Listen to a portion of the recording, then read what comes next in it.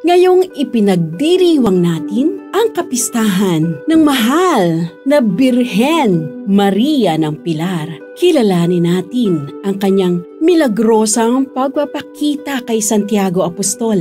Bilang ina, naging tibay ng loob siya ni Santiago sa gitna ng mga masasama.